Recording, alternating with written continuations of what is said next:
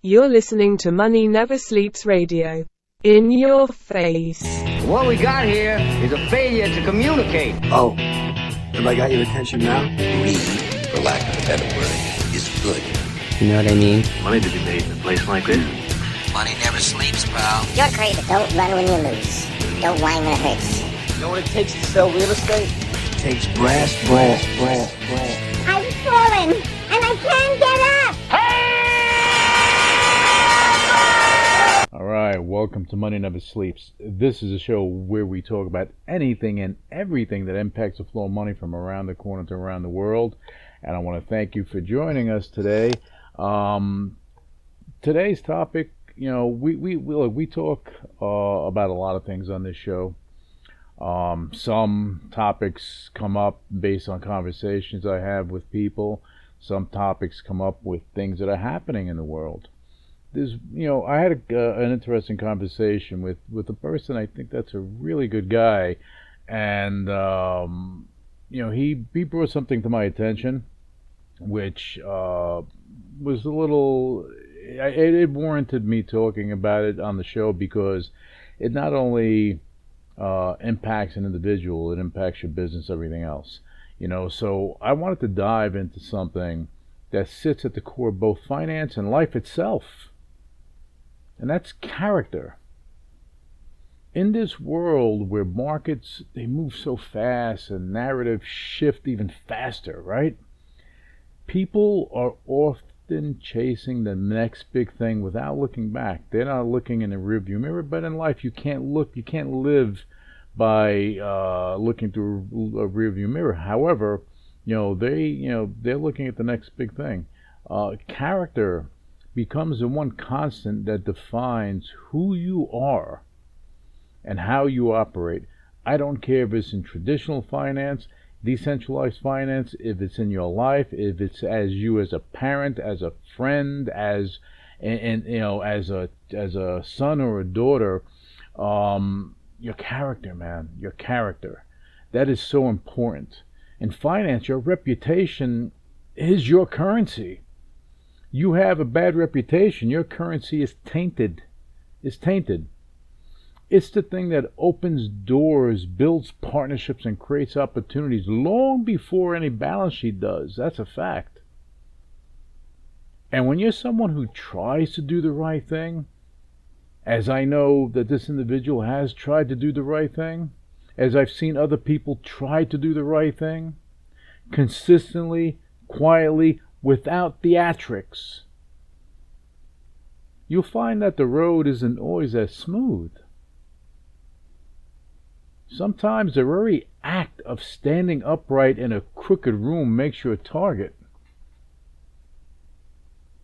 Unwarranted character attacks, basically attempted character assassinations, they're some of the ugliest, downright disgusting tools used in the industry. Not because someone actually did something wrong, but because someone else feels threatened by integrity. They figured, let me go and attack their integrity because I feel like I can. I'm sitting here and I can do this. They wouldn't do it face to face, or maybe they would. I don't know. However, it's easy to be a tough guy behind a computer or on a phone. That's a fact. It's a destructive act, across the board. Not just for the person being targeted, but for the ecosystem as a whole. When people weaponize misinformation, their view of what things are, and they twist it to try to tear down someone's name without cause, without provocation, just because they feel like they can, because they want to, they erode trust. And trust is the foundation of every market, every deal, every relationship. And when people do that, I consider them despicable people. And the fact that this has been done to someone that I know that is of high character, the person that is doing that is a despicable person. But here's the truth. Character isn't about being perfect. No one's perfect. It's about being consistent.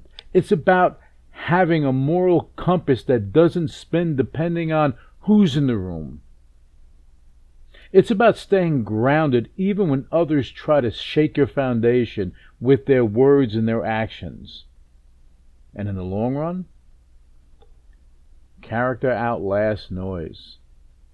It outlasts rumors. It outlasts attacks.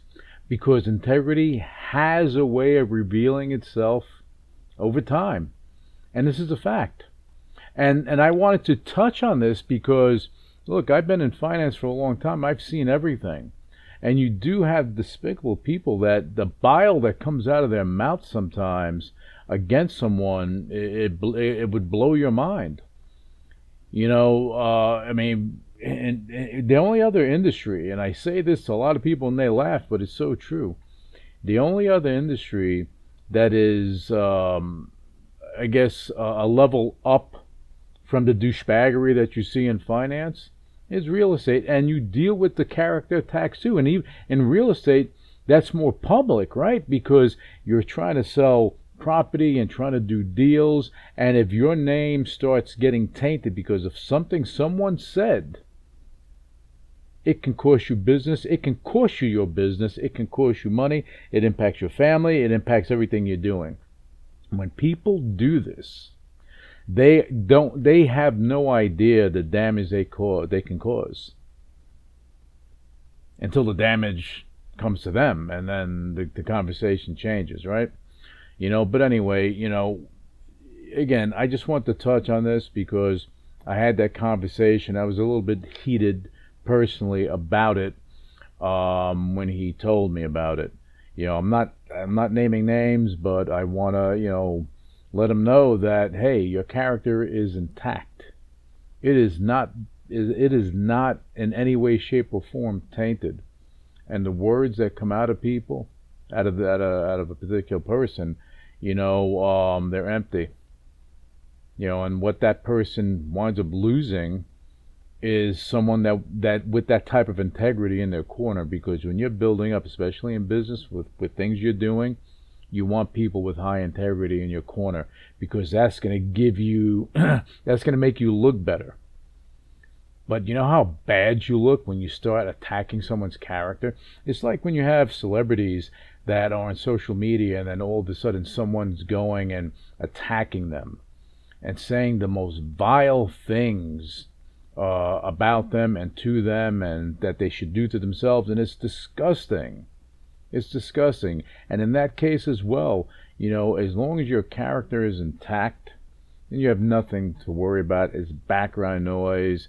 It's that noise you hear when you're walking by, when a car zooms by you. That's about it. Because when that noise is gone, it's gone. So I wanted to talk about that early on in the show, because, you know, it was something that kind of bugged me a little bit, and I wanted to address it. Now, moving forward, before we get into before we get into the crypto, because, you know, we're speaking about integrity, I just wanted to go share a little something, okay, which to me, it's right in line with crypto. All right. Wrote a little my take on a children's rhyme, and it goes like this. Jack and Jill bought tokens on the crypto hype. I'm blast. So they figured that Joe Schmo posted it, so they ought to move pretty fast. They saw posts from a hypester, some hypester ghost, and figured it was all they needed to read. They slapped on 50x on their trade, convinced they both succeed. Then they watched the market flip upside down. You saw Jill's smile turn to a stressed out frown. Their wallets fell in value with Superman speed. Oh, there were signs of some tears even on poor Jack's face indeed. Jack blamed volatility. Jill blamed her research that was skewed. But when the margin was called, the balance fell hard and their confidence was subdued. And both learned fast that leverage bites you in the ass when judgment calls are misconstrued. So Jack and Jill, they crawled back down the hill, their wallets wiped out clean. They vowed next time not to trust the hypesters' nonsense and keep their wallets serene. For in the end, 50 times in a crypto trade can be downright obscene. Now, I hope you enjoyed my little take on Jack and Jill. Now, going back to integrity, I want to shift from personal character to market character.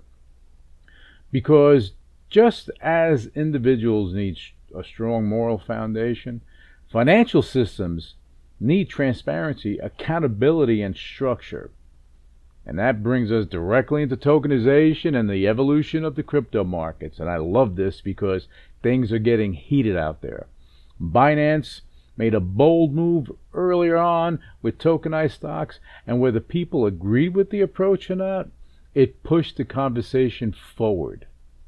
It showed the world what markets could look like when access isn't limited by geography, market hours, or legacy infrastructure. Fractional exposure, global reach, 24/7 availability. Come on. I mean, this was the big thing. That's where finance is heading. This is where things are going. And no amount of words from any government official is going to stop that. This is not just a thing in the United States. This is global. Traditional exchanges right now, they're trying to catch up. They're moving, they're tokenizing. New York, NASDAQ, CME, they're all tokenizing, they're doing things. But Binance's early steps, well, that forced the industry to acknowledge that tokenization isn't theoretical, it's happening. They get criticized for a lot of stuff, and again, they're no angels, but they take chances, they take risk. You know, a lot of people, they go and they criticize Binance, but at the end of the day, you know, you have to break a couple of eggs to make an omelet, right? So this is what they did. So for good, for bad, for indifferent, they helped to shape the industry. They should be praised for that. And now we have situations like Polymarket. That's all the thing. Polymarket, Kalshi, prediction markets. This is like, all over the place, and people are, you have some fraud going on there too, with people in the know doing some insider trading when they're trying to put the kibosh on that. But Polymarket, they recently found themselves cut off by JP Morgan. No more banking because JP Morgan was worried about regulatory concerns. Meanwhile, Polymarket can be setting up. They got ICE behind them. They got $1 billion, whatever amount of money they have. They have revenue. They have things going on. This company more than likely is going to go public, and JP Morgan may be sitting out in the cold if that should happen for doing this. This wasn't warranted. They could have did a workaround. They could have did something else. They could have said, you know what, let's do this stuff overseas. A lot of things could have happened. They didn't do that. That's a perfect example of the tension between emerging platforms and legacy institutions. Prediction markets don't fit neatly into traditional categories. Doesn't have that great fit. And banks aren't always equipped to handle models that challenge conventional frameworks. It doesn't mean that the technology is flawed, because it is not. It means that the old system isn't fully ready for the new one. And financial institutions, they don't want money moving away from them. So, but if this is the case, this is why the Clarity Act was stalled. If this is the case, why would you not want them to bank with you so you have the money there? That's the question. But despite the friction, crypto is evolving into the asset class I always knew it would be and what it is always meant to be. We're finally seeing the shift from speculation to utility, from hype to structure, from opacity to transparency. On-chain settlement, tokenized assets, stablecoins, programmable financial instruments. This is what we're talking about. They aren't fringe concepts anymore.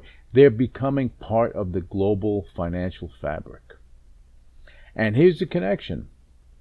Markets built on transparency naturally reward integrity. This is going back to my initial starting of the show. When everything is on chain, when records are immutable, when access is democratized, it becomes harder for bad actors to manipulate narratives, to do wash trading and doing all this stuff, or operate in the shadows, in the dark like ninjas. Okay, like what you saw in the 90s with the bucket shops and the Stratton Oakmonts and the Jordy Belfort's doing his thing. Okay, tokenization isn't just a technological upgrade. It's a structural reinforcement of trust. So as we wrap this up, and I hope that you enjoyed the show, remember this: character builds trust, and trust builds markets. Whether you're navigating life, business, family, or the future of digital assets, integrity is the anchor. Your reputation is everything.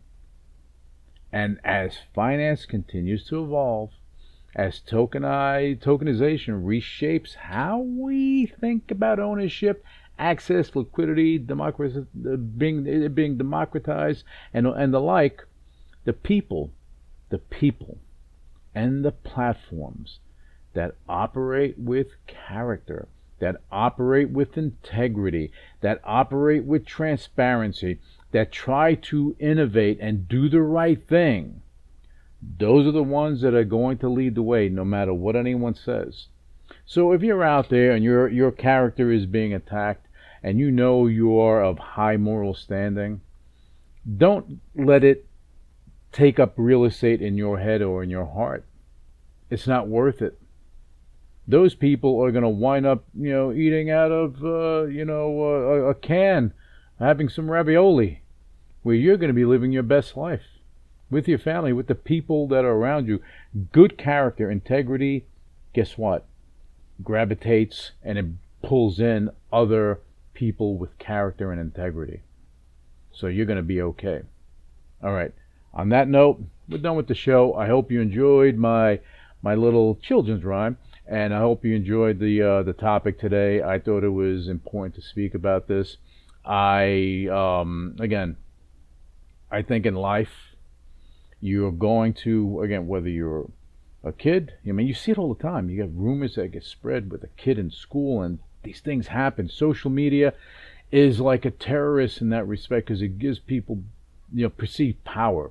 They think because they're on social media that they can attack you because they're over there and you're over here, and what are you going to do? But there are laws out there now. There are laws with social media. There are laws even with phone calls. Somebody threatening you or recording your call, guess what? They can have a problem. They can have a problem. Okay, so, again, don't let that take up real estate in your mind and your heart. Okay, I don't care what the situation is. If someone's criticizing you or attacking your character or doing whatever they want to do to try to hurt you, because that's what they try to do. They try to hurt you with words. But be Teflon. Let it slip right off of you, because you know who you are. You know what your character is made of. You know what your moral standing is. You know that you are the best person that you are looking to be, and you're looking to be better.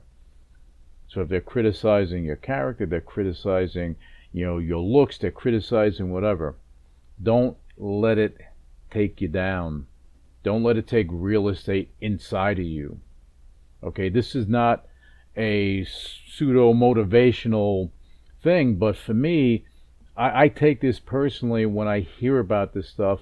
Whether kids, I hate bullies, and I say it, and I don't like using the word hate, but I hate bullies. I hate people that think that they can bully someone because that's what they want to do. But the one thing that I've learned in all my travels all over the world, and you can take this to the bank, that there's always somebody bigger, badder. So bullies, they wind up facing someone that they can't bully, and they wind up being the one that, basically has their ego and their character and their everything crushed. And it does happen. Trust me on that. Okay. Anyway, on that note, I'm going to say it again. Thank you for joining us. I want you guys to have a fantastic weekend, and we'll be back with you with another episode of Money Never Sleeps as we tackle some other topics. And if you have any ideas, feel free to let me know, and we'll see if we can tackle that. All right. Thank you again, and you guys have a fantastic rest of the trading day. Initiating shutdown sequence. You're listening to UCW Radio in your face. What is your major malfunction? So let it be written. So let it be done. Ladies and gentlemen, my mother thanks you, my father thanks you, my sister thanks you, and I thank you. The views and opinions expressed on Money Never Sleeps Radio are for informational purposes only and should not be construed as financial advice. The host Louis Velazquez and guests of Money Never Sleeps Radio are not licensed financial advisors, and any investment decisions made based on information presented in this podcast are at the listener's own risk. Listeners are encouraged to consult with a qualified financial advisor or investment professional before making any investment decisions. The podcast hosts and guests do not endorse or recommend any specific investment strategies or products. All investments involve risk, and past performance is not indicative of future results.